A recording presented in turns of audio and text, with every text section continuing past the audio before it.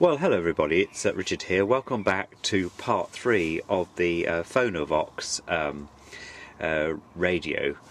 Slight restoration job, I suppose. As you can see, I've now managed to reinsert the speaker board back inside this retro radio all the way from Italy. I did some research on the internet since I last spoke to you, and Phonovox are an Italian company. And they do actually come from Italy. They were set up, I think it's a little while ago, and in fact Phonovox originated as a gramophone company, and I think there were some changes anyway. The name being resurrected, and but what I thought I'd do this afternoon is just sort of do a little demonstration really of this rather nice retro radio. I've discovered also that the parts inside, on closer inspection, are actually made by Philips. The small chip inside and the capacitors are all made by Philips, so it's probably why it sounds like it does, slightly better than some other retro radios that I've come across my workshop bench, as it were. So anyway, without further ado, I'm going to switch Phonovox on, and here we go. This is the knobs here. They're quite nice. They've actually got Phonovox written on the knob itself. Rear children beyond the age of 5. They expected to be sick, and they lived with the idea of being sick Pt.3 all their lives.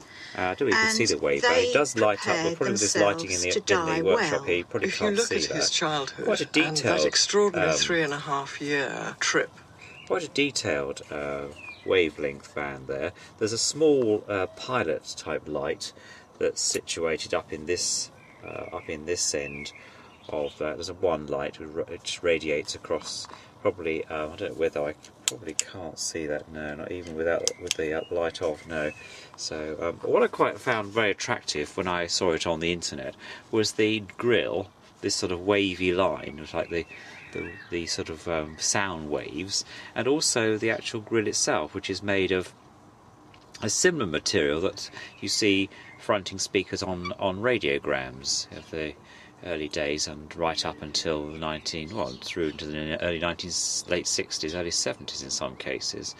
And I quite like this also, this very nice wood here, wood effect.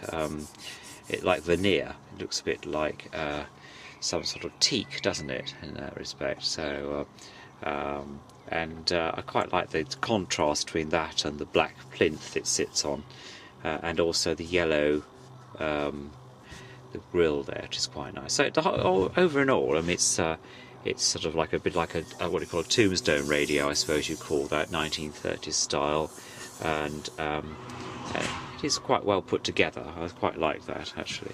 So anyway, without further ado, let's hear it a bit more. This is FM. Mild, but on top of everything else, it's the sort of straw that breaks the camel's back, if you like. It seems to me that it was just another of those bad times. Try something else. It does somehow, and it's headed away by right-hand side. That's good work from Danny Kedrow. It's not pretty.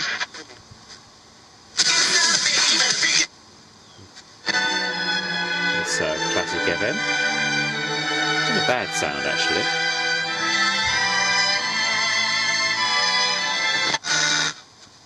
Vehicle. Retail customers only. Full terms and conditions apply. That was Radio 3, that's classic FM. Nothing down that end of the wavelength, but... Up your interior with Dulux 3-litre white... It seems that the... Available, there's any evidence that he had chronic kidney disease, an acute failure of the kidneys towards the end of his life. This programme is about composers and their health, which I thought was interesting. A lot has been written about it. In fact, this is the diagnosis.